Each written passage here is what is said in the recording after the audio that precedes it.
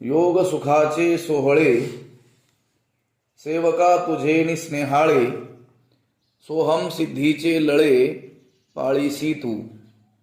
ज्ञानेश्वरीच्या 12व्या अध्यायाचं चिंतन आपण करत आहोत आणि या 12व्या अध्यायातील 4थ्या क्रमांकाची ही ओवी आहे. ज्ञानोबराय हे आपल्या श्रीगुरूंच्या कृपादृष्टीचं आई या रूपाने वर्णन करत आहेत.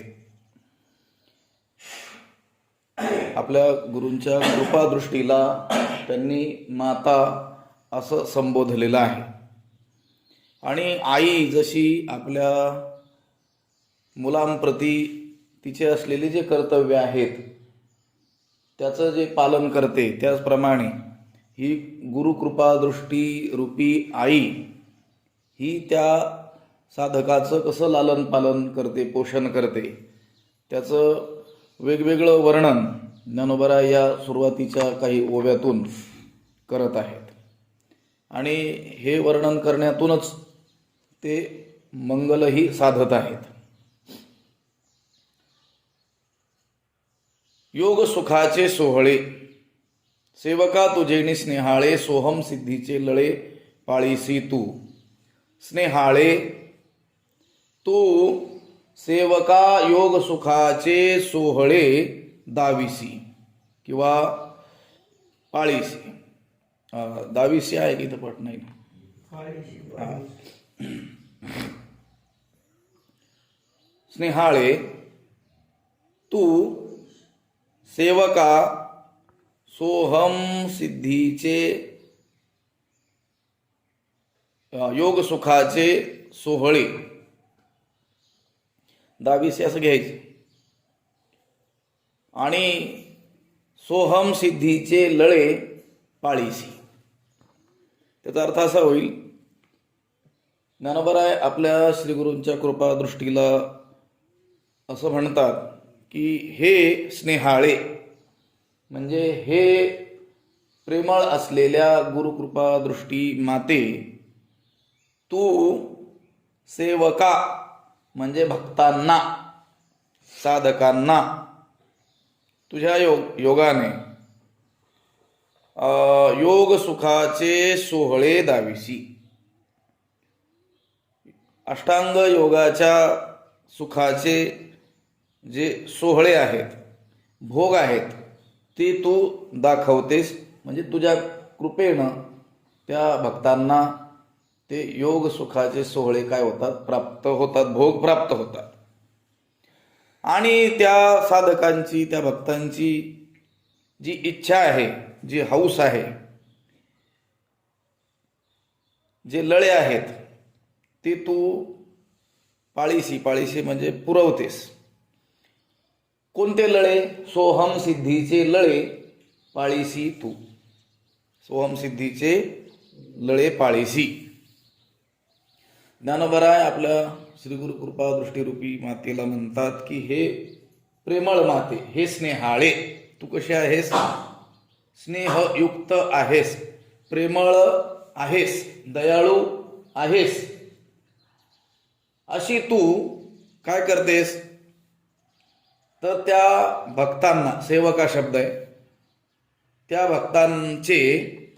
भक्तांना योग सुखाचे सोहळे तुझेनी, तुझ्यामुळे त्या साधकांना योग सुखाचे सोहळे प्राप्त होतात, भोग प्राप्त होतात.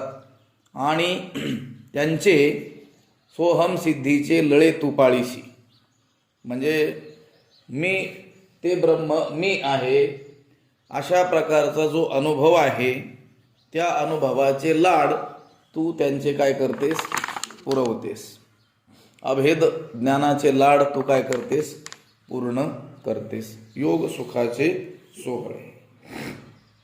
इथं स्नेहाळे असं संबोधन आहे. हे स्नेहाळे, हे कृपाळू, हे दयाळू, हे प्रेमळ असलेल्या आई. स्नेहाळे असं संबोधन दिलेलं आहे. जीवाची खरी स्नेहाळ माता ही कोण आहे? श्रीगुरूच आहे. श्रीगुरू हेच जीवाची खरी आहेत, आई आहेत. तेच एकमेव खरेखुरे स्नेहाळ असे आहेत. स्नेहाळ माय तान्हयाची वास पाहे. तान्ह्या लेकराची ती त्याची असलेली स्नेहाळ आई जशी काय करते, वाट पाहत असते, तशीच जीवाच्या आत्यंतिक कल्याणाविषयी काळजी करणारे हे एकमेव कोण असतात? सद्गुरूच असतात, श्रीगुरूच असतात, संतच असतात. तेच त्या जीवाची काय करत असतात? खरीखुरी काळजी करत असतात. म्हणून या ठिकाणी स्नेहाळे असं काय केलेलं आहे संबोधन. इथं या उभीमध्ये ज्ञानोबराय आपल्या श्रीगुरु कृपारूपी श्रीगुरु कृपा दृष्टीरूपी आईला ते संबोधन देतात. जगाचा विचार आपण ज्यावेळेस करतो त्यावेळेस खरं प्रेम लेकरावर करणारी फक्त कोण असते? त्याची आई असते. व्यावहारिक पातळीवर जर आपण विचार केला, अनेक लोक एकमेकांवर प्रेम करताना दिसत असले तरी देखील त्या प्रेमाच्या पाठीमागं, त्या स्नेहाच्या पाठीमागं काहीतरी व्यावहारिक भावना आहे. लक्षात आलं का? काहीतरी परतफेडीची काय आहे? अपेक्षाच आहे. परंतु जी आई आहे ती मात्र त्या लेकरावरती जी प्रेम करत असते ती कोणत्याही परतफेडीच्या अपेक्षे वाचून करत असते. ऐशी कळवळ्याची जाती करी लाभावीण प्रीती. त्या मुलाकडून मला काही लाभ होईल अशी अपेक्षा न ठेवता केवळ त्याच्यावर प्रेम करणारे कोण असते जगामध्ये? त्या मुलाची फक्त आई असते.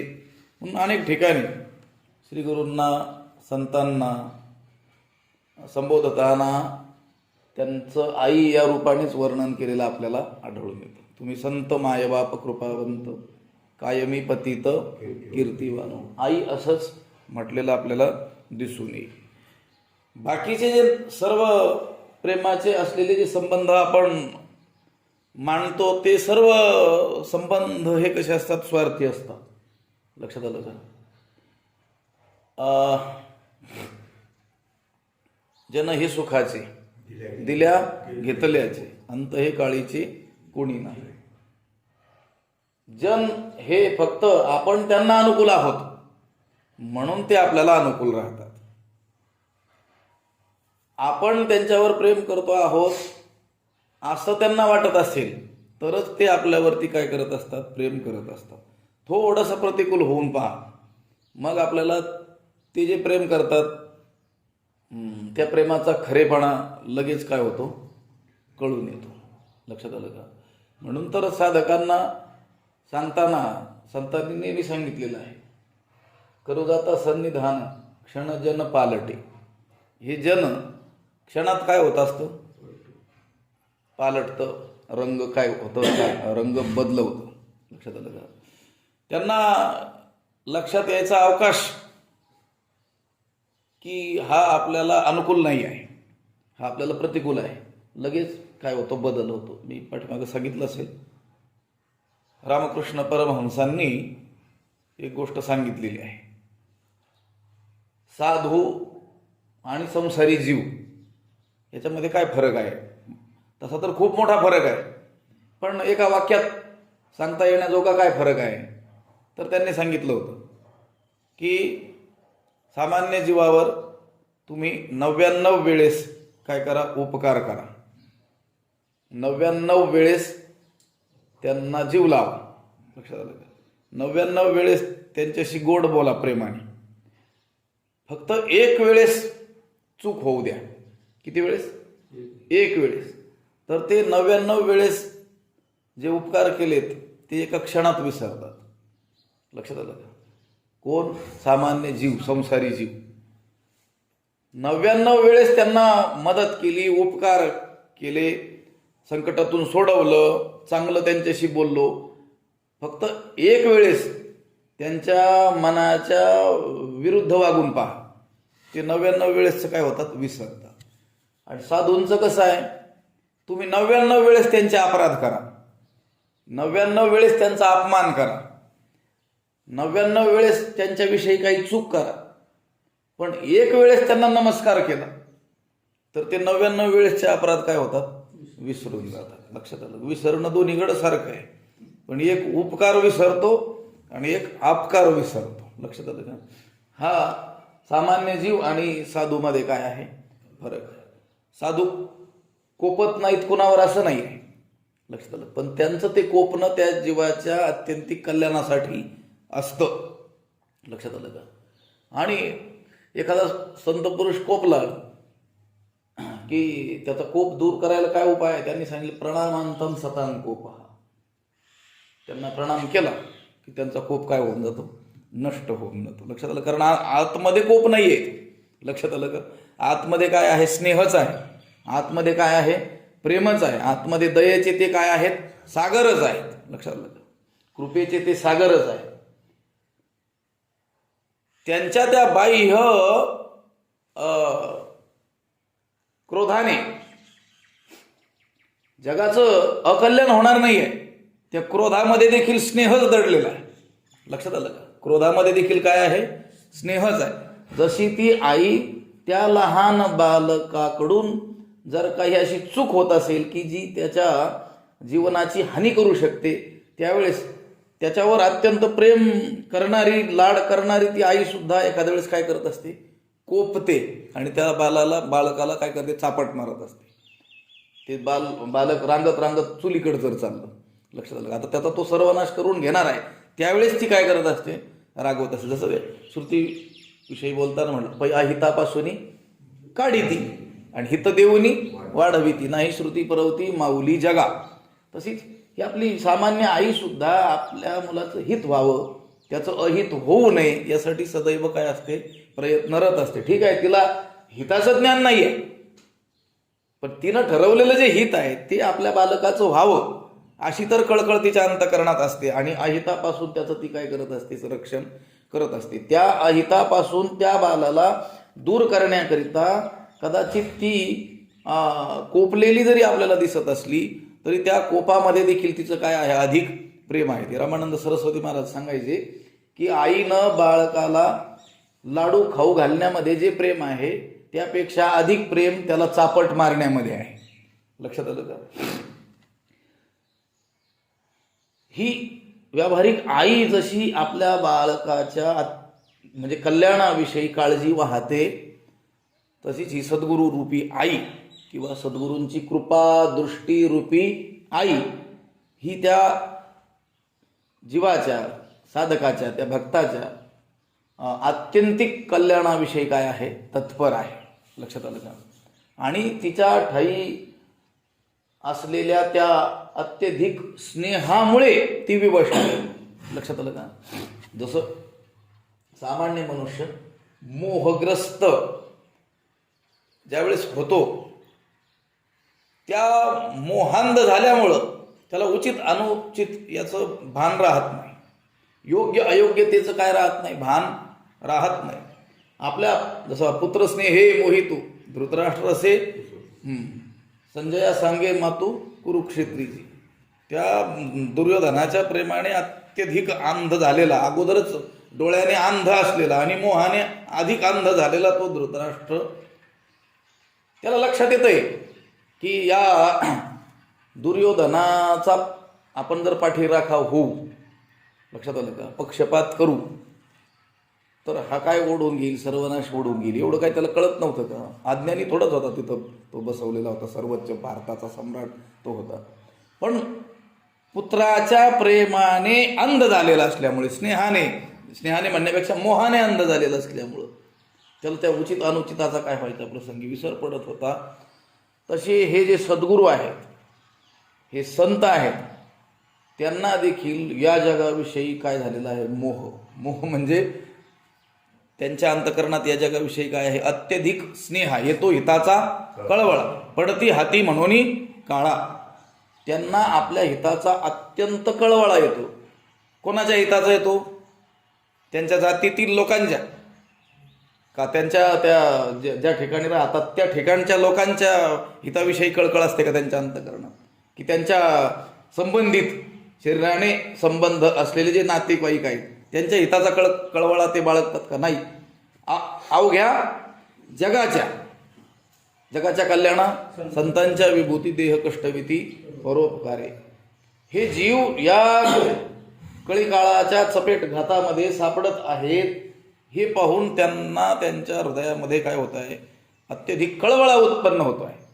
आणि ती कळकळ, तो अंतकरणात असलेला अत्यधिक स्नेह, तो स्नेहच त्यांना गप्प बसू देत नाही. आणि ते उचित अनुचिताचा विचार करत योग्य अयोग्यतेचा काय करत नाहीत, विचार करत नाहीत. लक्षात आलं का? ज्ञान देण्याच्या बाबतीमध्ये असेल, प्रेम देण्याच्या बाबतीमध्ये असेल, सर्वच गोष्टींमध्ये महापुरुष हे आपपर भाव त्यांच्या ठिकाणी असत नाही. कारण त्यांच्या ठिकाणी स्नेहच इतका आहे, स्नेहाचीच ते काय आहेत, जणू मूर्ती आहेत. लक्षात आलं का? प्रेमाची ते असे दयेची मूर्तीच केवळ त्या विचारसागराच्या सुरुवातीला जे विचारसागराचं आणि विचारसागरांचे कर्ते असलेले श्री निश्चलदासजींचं वर्णन करताना त्या ओव्या पण पाहिल्या होत्या. असे दयेची मूर्तीच केवळ, जणू दयेची ते कोण आहेत? मूर्तिमंत दया. तसं श्रीगुरु किंवा श्रीगुरु कृपा दृष्टी रूपी आई, जिचं वर्णन ज्ञानोबराय करतात, ती कशी आहे? स्नेहाची मूर्तीच आहे. पूर्ण पूर्ण पूर्ण भरलेला स्नेह म्हणजे ही श्रीगुरु कृपा दृष्टी रूपी आई आहे. म्हणून तिला संबोधन करताना काय म्हणतात अगोदर? हे स्नेहाळे, हे प्रेमळ असलेल्या आई, तुझेनी सेवका स्नेहाळे, तुझेनी सेवका योग सुखाचे सोहळे. तुझ्यामुळे तू योग सुखाचे सोहळे या सेवका म्हणजे या भक्तांना काय करतेस? दाखवतेस. लक्षात आलं का? योग सुखाचे सोहळे. साधक जो आहे तो योगाचा अवलंब करून त्या समाधी अवस्थेपर्यंत जाण्याचा काय करतो आहे? प्रयास करतो आहे. साधना करणं त्याच्या हातामध्ये आहे, पण ती साधना सिद्धीप्रत जी पोहोचायची आहे तिथपर्यंत पोहोचण्यासाठी श्री गुरु कृपेचीच काय आहे? आवश्यकता आहे. एखाद्या साधनेचा आरंभ करणं हे जरी आपल्या हातात असलं तरी ती साधना शेवटाला जाणं यासाठी मात्र संतांच्या गुरूंच्या कृपेची आवश्यकता आहे. नामदेव महाराज म्हणतात की आम्ही आता काही नियम आमच्या जीवनामध्ये केलेला आहे, परंतु तो शेवटपर्यंत जाईल की नाही आम्हाला सांगता येत नाही. तो नेण्याचं काम हे देवा तुला करावं लागणार. नामा म्हणे केशी राजा, केला नेम चालवी मा. नियमाने मी भजन करील हे मी ठरवलेलं आहे, परंतु त्यामध्ये येणारे विघ्न आणि त्याला मी बळी पडू नये आणि निर्विघ्नपणे किंवा विघ्न जरी आले तरी ते विघ्न सहन करण्याची क्षमता तू मला देऊन ते सहन करीत करीत हा नियम माझ्याकडून काय झाला पाहिजे? शेवटाला गेला पाहिजे. आणि ते शेवटाला नेण्याचं काम कोण करू शकतो? तू करू शकतोस. असं जे भगवंताला नामदेवराय म्हणतात, त्याचप्रमाणे योग साधना करणं हे जरी साधकाच्या हातात असलं तरी देखील ज्या योगाची हा साधक साधना करतो आहे त्या योगाची परिणती सुखामध्ये होण्यासाठी श्रीगुरूंच्या कृपेचीच काय आहे? आवश्यकता आहे. लक्षात आलं का? नाहीतर मग योगाच्या दुःखाचंच वर्णन केलेलं आपल्याला आढळून येतंय. लक्षात आलं का? माऊलीच म्हणतील नाहीत आता याचा अध्यायामध्ये, योगाची या वाटा जे निघाले गा सोबटा त्या दुःखाचाची वाटा भागा आला. लक्षात आलं का? त्याला दुःखच काय झालं म्हटले? प्राप्त झालं. पण मग योगाची जी योजना आहे, योग मार्ग ज्याकरिता प्रसृत झालेला आहे तो काय जीवाला दुःख द्यावं या उद्देशाने झालेला आहे का? योगाचा उद्देशच काय आहे? योगश्चित्तवृत्ती निरोधा. योगाचं फळ काय? चित्तवृत्तीचा काय व्हावा? निरोध व्हावा. चित्तवृत्ती स्थिर व्हाव्यात आणि स्थिर झालेलं चित्तच परमात्मा स्वरूपामध्ये काय करू शकतं? प्रवेश करू शकतं. म्हणून योगाचंही मोठं काय आहे, योगदान आहे. लक्षात आलं का? योग मार्गाचं देखील योगदान मोठं आहे. कोणत्या प्रांतात? अध्यात्माच्या प्रांतामध्ये. लक्षात आलं का? ज्ञानोबराय आपल्या गुरुकृपा दृष्टीरूपी आईला म्हणतात की हे स्नेहाळे, तू सेवकांना, भक्तांना अष्टांग योगाच्या सुखाचे काय दाखवतेस? सोहळे दाखवतेस. जर एखाद्या जीवावरती श्री गुरु कृपा नसेल आणि तो अत्यंत कठोरतेनं, अत्यंत परिश्रमपूर्वक जरी त्या योग मार्गाचं आचरण करत असेल तरी देखील समाधीपर्यंत त्याने अभ्यास करूनही त्याला खरं समाधान प्राप्त होऊ शकणार नाही. त्याला सुख असं काही प्राप्त होऊ शकणार नाही. यत्तदग्रे विषमिव परिणामे मृतोपमम. लक्षात आलं. ज्याचा आरंभ हा विषाप्रमाणे अत्यंत कटू आहे, परंतु ज्याचा परिणाम कशात होणार आहे? सुखात होणार आहे. तसं योग मार्ग चालून जाणं हे अत्यंत कठोर आहे, कठीण आहे. त्याचा परिणाम कशात होणार आहे? सुखामध्ये होणार आहे. त्याला योग सुख म्हणायचं. लक्षात आलं का? योग आचरणं म्हणजे योग सुख नाही आहे. त्या योगाचा शेवट म्हणजे काय आहे? योग सुख आहे. पण त्या योग सुखाचा सोहळा, त्या योग सुखाचा भोग त्या सेवकाला म्हणजे त्या साधकाला म्हणजे त्या भक्ताला जो दिसतो आहे किंवा तो त्या योग सुखाचा जो भोग घेतो आहे तो कशामुळे? तुझ्यामुळे.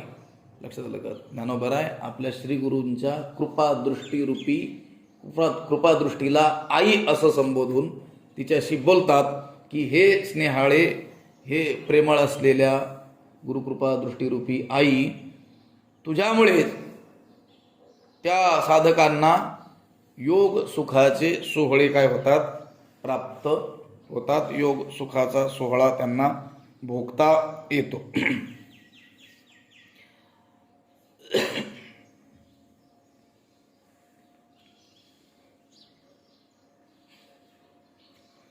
आता इथं योग हा शब्द आहे.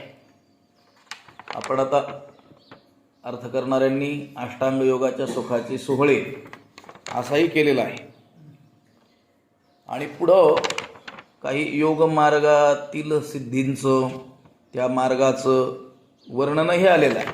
त्यामुळं इथं योग शब्दाचा अर्थ अष्टांग योग हाच घ्यायचा आहे. असा योग शब्दाचा जर अर्थ पाहू गेलो तर अनेक अर्थ या योग शब्दाचे होत असतात. योग शब्दाचा अर्थ संयोगही होतो, योग शब्दाचा अर्थ मिलनही होतो, योग शब्दाचा अर्थ ध्यानही होतो, धारणाही होतो, उपाय या अर्थी देखील योग शब्द येतो, औषध या अर्थी देखील योग शब्द येतो, देहाची स्थिरता, देहस्थैर्य या अर्थी देखील योग शब्द येतो, ग्रंथ या अर्थी देखील योग शब्दाची योजना अनेक ठिकाणी आढळते, उपयोग या अर्थी देखील योग शब्द येतो, दीर्घ उद्योग, सतत केलेला उद्योग त्याला देखील काय म्हटलं जातं? योग असं म्हटलं जातं. अभ्यासाला काय म्हटलं गेलेलं आहे? योग म्हटलेलं आहे. ईश्वर प्राप्तीच्या उपायांना देखील काय म्हटलेलं आहे? योग म्हटलेला आहे. चित्तवृत्तीच्या निरोधाला देखील काय म्हटलेलं आहे? योग असं म्हटलेलं आहे. ईश्वरी संकल्पालाही योग म्हटलेला आहे. जीव ब्रह्मैक्यालाही काय म्हटलेलं आहे? योग म्हटलेला आहे. समत्वं योग उच्यते, समत्व बुद्धीला देखील काय म्हटलेलं आहे? योग म्हटलेला आहे. योग कर्म सुकौशलम, कर्म कौशल्याला देखील काय म्हटलेलं आहे? योग म्हटलेला आहे. व्युत्पत्तीला देखील योग म्हटलेला आहे. बेरजेला देखील काय म्हटलेलं आहे? योग म्हटलेला आहे. द्रव्याला योग म्हटलेला आहे. बाजूला योग म्हटलेला आहे. ग्रहांच्या एकत्र येण्याला योग म्हटलेला आहे. परस्पर अवलंबित्व, एकमेकावर अवलंबून असणं त्याला योग म्हटलेलं आहे. अनुष्ठानाला योग म्हटलेला आहे. योग्यतेला देखील काय म्हटलेलं आहे? योग म्हटलेला आहे. योग शब्दाचा एवढ्या ठिकाणी काय केलेला, एवढ्या अर्थी काय केला जातो? प्रयोग केला जातो. पण इथं योग सुखाचे सोहळे या शब्दामध्ये योग सुखाचे या शब्दामध्ये जो योग शब्द आहे त्या योग शब्दाचा अर्थ काय केलेला आहे? अष्टांग योग असाच केलेला आहे. आता योग मार्गाचं परिश्रमपूर्वक आचरण करून समाधी अवस्थेपर्यंत गेल्यानंतर सुखच प्राप्त होणार आहे ना.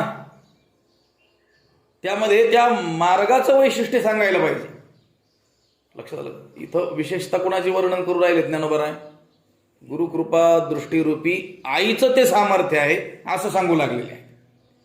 आता योग मार्गाचं आचरण केलं आणि निर्विघ्नपणे त्या योगाची ज्यावेळेस परिसमाप्ती होईल त्यावेळेस त्याला योग सुखाचे सोहळेच उपभोगायला भेटले पाहिजेत ना. त्यामध्ये कशाचं सामर्थ्य असलं पाहिजे? त्या मार्गाचं सामर्थ्य असलं पाहिजे. लक्षात आलं का? त्या मार्गाची विशेषता असली पाहिजे. इथं वर्णन कोणाचं करू राहिले?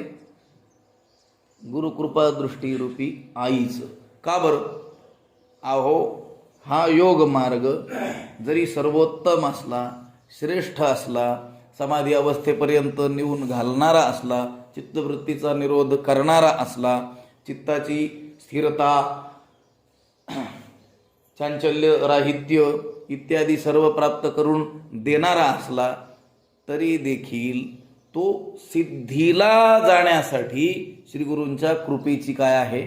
आवश्यकता आहे. लक्षात आलं का?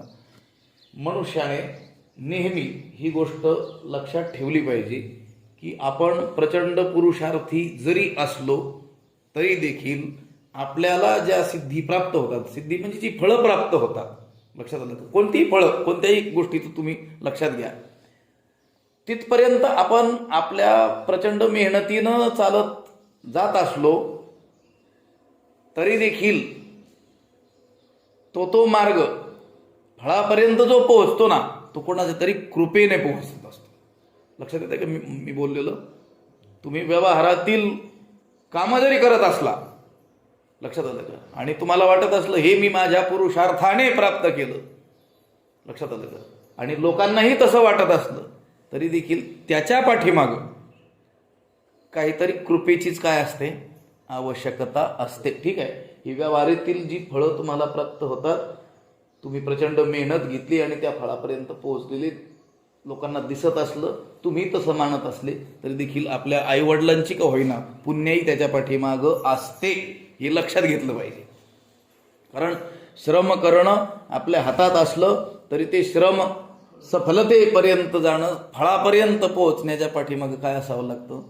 कृपेची काय असावी लागते? आवश्यकता असते. तर त्याचप्रमाणे आता तुम्ही पहा, योगमार्गाचं काठिण्य ज्ञानोबारायच वर्णन करणार आहे. आणि हरिपाठात देखील काय म्हणतात? योग याग विधी येणेनो हे सिद्धी. हे योगाचं काठिण्य बहुत ठिकाणी काय केलेलं आहे? त्यांनी वर्णन केलेलंच आहे. मग योगाचं काठिण्यही एका ठिकाणी वर्णन करतात आणि योग सुखाचे सोहळेही इथं म्हणतात. मग आपण सामान्य बुद्धीच्या लोकांनी कसा विचार करायचा? तिकडं तर योगाच्या मार्गे जाऊ नका असाच त्यांचा संकेत दिसतोय. योगाचं काठिण्य ठिकठिकाणी काय केलेलं आहे? वर्णन केलेलं आहे. सामान्याच्या आवाक्याच्या बाहेरचा तो मार्ग आहे असंही वर्णन आढळतं. आणि इथं योग सुखाचे सोहळे असंही म्हणतात. तर गोष्ट अशी आहे, योग हा सुखापर्यंत घेऊनच जाणार आहे. योग हा सुखाचा सोहळा त्या साधकाला भोगायला लावणार आहे. पण कधी? जर त्याच्यावरती श्रीगुरूंची काय असेल? कृपा असेल तर. म्हणून ज्ञानोबराय म्हणतात, हे स्नेहाळे तुझेनी तुझ्यामुळे सेवका योग सुखाचे सोहळे, किंवा तू योग सुखाचे सोहळे त्या साधकाला दाखवतेस. सेवका शब्द आहे, लक्षात आलं का? काय शब्द वापरला? सेवका. पण तो योग आचरणारा कोण असला पाहिजे? सेवका. तो त्या श्रीगुरूंचा कोण असला पाहिजे? सेवक असला पाहिजे. तो त्या श्रीगुरूंचा कोण असला पाहिजे? भक्त असला पाहिजे. गुरुकृपा आपल्यावर व्हावी हे सर्वांनाच वाटतं, पण सेवक व्हायला काय कोणी तयार नसतं. एका महात्म्याने एक चांगलं वाक्य बोललेलं आहे. ते म्हटले, वीर मारुती सर्वांनाच आवडतो. कोणता? वीर. शूर वीर जो मारुती आहे, मारुतीराय, ते सर्वांनाच आवडतात. लक्षात आलं का? पर्वत हातावर घेऊन चाललेले, मोठ्या मोठ्या राक्षसांना मारणारे, भीमरूपी महारुद्रा असा अवतार धारण केलेले मारुतीराय सगळ्यांनाच आवडतात. पण दास मारुती कोणालाही आवडत नाही. पण दास मारुती झाल्याशिवाय वीर मारुती होताच येत नाही. लक्षात आलं का? दास्यत्व निकट हनुमंते पै म्हणून देखिले रामचरण. लक्षात आलं का? त्यांच्यामध्ये जे सामर्थ्य आलेलं आहे ते त्या दास्यत्वाचं काय आहे? फळ आहे. इथं हा जो साधक आहे हा योग सुखाचे सोहळे उपभोगणार आहे. लक्षात आलं का? गुरुकृपेनं. पण ती गुरुकृपा त्यावर व्हावी यासाठी त्याला काय व्हावं लागणार आहे? त्या गुरुचा दास व्हावं लागणार आहे, सेवक व्हावं लागणार आहे, भक्त व्हावं लागणार आहे. लक्षात आलं? म्हणून सेवका कोणालाही नाही. योग सुखाचे सोहळे हे कोणालाही नाही. गुरुकृपा दृष्टी रूपी आई ही स्नेहाळच आहे, प्रेमळच आहे. पण तरी देखील योग सुखाचे सोहळे कोणालाही नाही. त्यासाठी कोणता शब्द आहे इथं? सेवका. तो सेवकांसाठी योग सुखाचे सोहळे सेवका तुझेणी स्नेहाळे. सोहम सिद्धीचे लळे पाळीसी तू. तू सोहम सिद्धीचे लळे पाळीसी. लक्षात आलं का? सोहम सिद्धी. सह म्हणजे तो दूरदर्शक सर्वनामाचा प्रयोग आहे. आणि अहम म्हणजे मी. सोहम सिद्धी. आणि ही सोहम सिद्धीचे जे लाड ते तू काय करतेस? पाळीशी पुरवतेस. आई काय करत असते? आपल्या मुलाचे लाड पुरवत असते. त्या मुलाने जो म्हणून हट्ट धरावा तो हट्ट ती आई काय करत असते? पुरवत असते, त्याचे लाड करत असते. आता इथं मुलाच्या भूमिकेमध्ये असलेला जो साधक आहे, त्या श्रीगुरूंचा तो जो शिष्य आहे, तो जो भक्त आहे, तो जो सेवक आहे, आता त्याचे काय लाड असतील? तो काय हट्ट धरून बसणार आहे? तर त्याचा हट्ट आपल्या सामान्य लोकांच्या हट्टाहून काय असणार आहे? वेगळा असा असणार आहे. आपण हट्ट करून काय करतो? या भौतिक प्रपंचातीलच काही वस्तूंचा काय धरून बसू? हट्ट धरून बसू. हे मला पाहिजे, ते मला पाहिजे. आणि आपल्या आईवडिलांच्या आवाक्यात जर ती गोष्ट असेल तर त्याचे ते हट्ट देखील काय करतात? पुरवत असतात. जरी माहेरी श्रीमंते होती तू मायसी असं म्हटलेलं आहे ना. जर तुमच्यासारखे आईवडील, श्रीमंत आईवडील जर प्राप्त होईल तर त्या मुलाचे कुठलेही काय होतात? लाड पूर्ण होतात. आता इथं जी आई आहे, गुरुकृपा दृष्टी रूपी जी आई आहे, ती संपन्न आहे. आणि ती त्या साधकरूपी त्या बाळाचे हट्ट पुरवणार आहे, पुरवते आहे. पण त्याचा हट्ट काय? तर सोहम सिद्धीचे लळे. त्याला काय हवं आहे? दुसरं काहीच नको आहे. लक्षात आलं का? या प्रपंचातील त्याला काहीही लागत नाही. त्याला हवी आहे सोहम सिद्धी. लक्षात आलं का? आता सिद्धी अनेक गोष्टींना म्हटलेलं आहे. लक्षात आलं का? अष्टमहासिद्धींचंही काय केलेलं आहे वर्ण, आपण काही पाठामध्ये त्याचा विचार केलेला आहे. आणिमा लगिमा गरिमा इत्यादिकांचा त्यांना काय म्हटलेलं आहे? सिद्धी म्हटलेलं आहे. पण इथं सिद्धी शब्द कशाला जोडलेला आहे? सोहम सिद्धी. कोणती सिद्धी? सोहम सिद्धी. सोहम शब्दाचा अर्थ मी सांगितला. सो मध्ये सहा असा शब्द आहे, त्याचा अर्थ तो असा होतो. आणि अहम म्हणजे मी. तिथं अस्ति हे क्रियापद नाही, पण आपण ते घ्यायचं आहे. तो मी आहे यालाच काय म्हटलेलं आहे? सोहम सिद्धी. आणि ह्या सोहम सिद्धीचे लळे, या सोहम सिद्धीचे लाड तू पुरवतेस. कोण? गुरुकृपा दृष्टी रूपी आई. लक्षात आलं का? दुसरा कोण पुरवू शकेल का? त्या अवस्थेपर्यंत जीवाला घेऊन जाण्याचं सामर्थ्य दुसऱ्या कोणाच्या अंगी आहे का?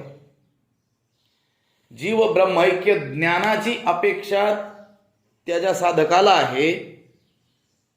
तो लाड पुरवण्याचं सामर्थ्य जगामध्ये दुसऱ्या कोणाचं आहे का? जसं एखाद्या आईकडं एखाद्या लेकराने काही पदार्थांचा हट्ट धरला, आता तिच्या आवाक्यामध्ये ती वस्तू असेल तर ती त्याला काय करील?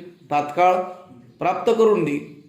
पण तिच्या सामर्थ्याच्या पलीकडची वस्तू त्याने जर मागितली तर ती वस्तू ती त्याला प्राप्त करून देऊ शकेल का? नाही करून देऊ शकत. लक्षात आलं का? काहीही केलं, जरी त्याची ती आई असली तरी देखील तिच्या सामर्थ्याच्या बाहेरची असलेली वस्तू ती त्याला प्राप्त करून देऊ शकत नाही. पण आता विचार करा, या जगाचा कोणी एक राजा आहे, त्याची जी पत्नी आणि तिचं जे मूल, लक्षात आलं का? म्हणजे या जगाची जी साम्राज्ञी आहे, तिच्या मुलाचा जो काही हट्ट आहे तो ती पुरवू शकते की नाही? आता तिच्या आवाक्याच्या बाहेरचं असं काही नाही भौतिक जगामध्ये काय हा ते समजा पत्नीच्या बाबतीमध्ये पत्नीचा हट्ट असेल त्या राजाच्या, तर तिला आपला हट्ट पुरवण्यासाठी काही भीक मागण्याची आवश्यकता आहे का? जगातील कोणतीही वस्तू त्या बालकाने मागितली तर ते त्याला प्राप्त करून देण्याचं सामर्थ्य त्या संपन्न असलेल्या आईच्या अंगी ज्याप्रमाणे आहे. पण तिच्या अंगी ते सामर्थ्य आहे म्हणून सर्व आया ज्या आहेत जगातल्या त्यांच्या अंगी ते सामर्थ्य आहे का? नाही आहे. इथं श्रीगुरु कृपा दृष्टी रूपी जी आई आहे, ती आई त्या साधकाचे लाड पुरवते आणि साधक देखील त्याला एकच लळा आहे. काय लळा आहे? काय हट्ट आहे? की सोहम सिद्धी प्राप्त झाली. त्याला तर साधक म्हणायचं ना. मग लक्षात आलं का? साधकच कोणाला म्हणायचं? की ज्याला परमात्म्या वाचून आता दुसरं काही नको आहे. लक्षात आलं का? या जगातील कोणत्याही विषयाला तो आता काय करणार? कारण बळी पडणार नाही. आता आपल्याला तेवढा समय नसतो. कठोपनिषदाची जी सुरुवात झालेली आहे त्या कठोपनिषदामध्ये तो नचिकेता जो यमाच्या घरी जाऊन 3 दिवस बसला, यम बाहेर गेलेले होते, बाहेर गावी गेलेले होते, त्या यमपत्न्यांनी त्याचं स्वागत करण्याचा प्रयत्न केला, तर त्याने काहीच अन्न पाण्या वाचून 3 दिवस तिष्ठत दाराच्या बाहेर तो यमलोकाच्या थांबला. आणि यमराज ज्यावेळेस आले आणि त्यांनी पाहिलं की आपल्या घरी अतिथी आलेला असून त्या अतिथीचा सन्मान झालेला नाही, तर ही हानिकारक गोष्ट आहे. सगळा जग ज्याला भेटतो तो यम देखील घाबरला. लक्षात आलं का? विन्मुख गेलिया अतिथी हे सकळ सुकृताची संपत्ती असं म्हटलेलं आहे. आपल्या दारातून अतिथी जर विन्मुख परतला तर आपण आतापर्यंत केलेली सर्व पुण्य तो घेऊन जात असतो.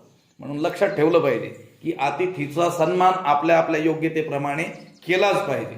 आता संस्कृत साहित्यामध्ये काही श्लोक देखील आहेत की आपल्याकडे अगदीच काही नसेल तर आपण त्याला ग्लासभर पाणी देऊ शकतो, बसायला चटई देऊ शकतो आणि 2 शब्द त्याच्याशी गोड बोलू शकतो. एवढं तरी केलं पाहिजे. लक्षात आलं का?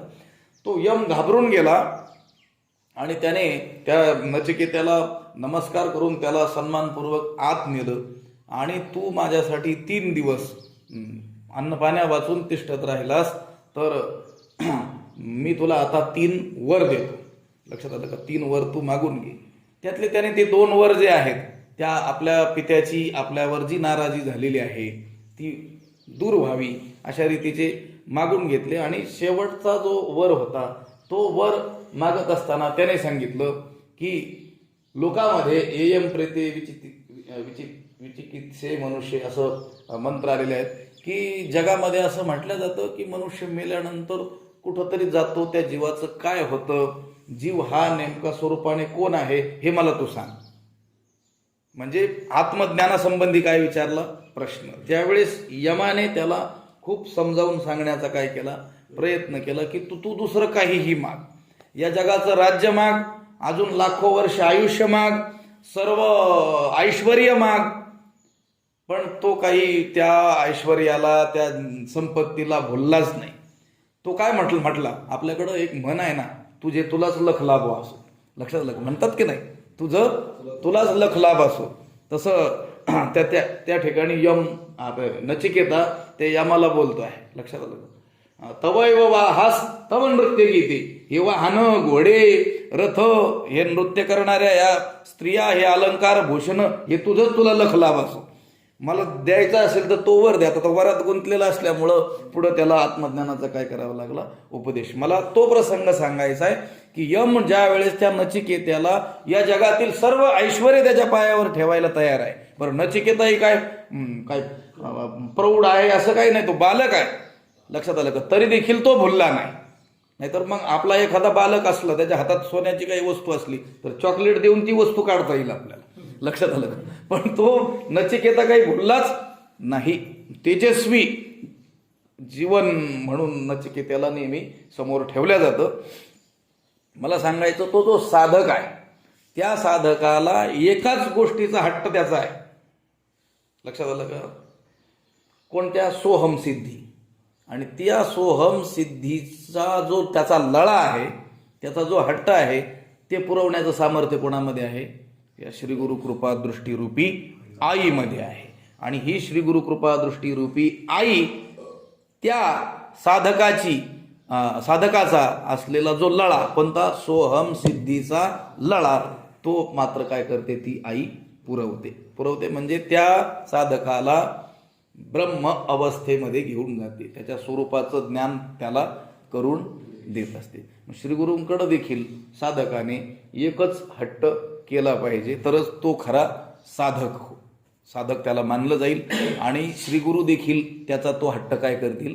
पुरवतील. नाहीतर गुरुकडे दुसराच हट्ट धरून बसतात, द्या आम्हाला काहीतरी आशीर्वाद, लक्षात आलं का? त्यांच्या अंगी तुमचा हट्ट पुरवण्याचं सामर्थ्य नाही असं नाही आहे, लक्षात आलं का?